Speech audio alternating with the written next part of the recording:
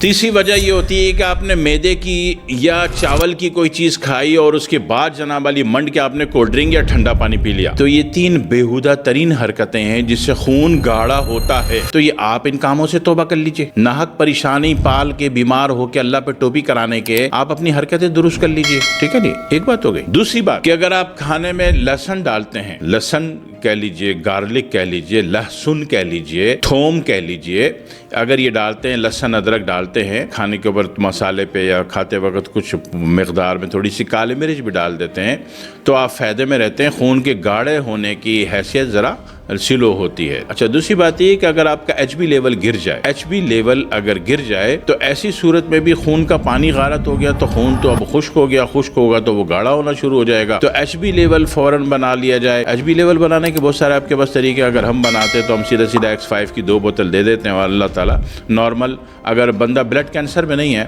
Thalassaemia میں نہیں ہے اور پولیسائیکروموزیا میں نہیں ہے اور دیگر جو لیوکیمیا میں نہیں ہے، تو پھر تو ایچ بی X5 کی 2 ہی بوتل سے بن جاتا ہے۔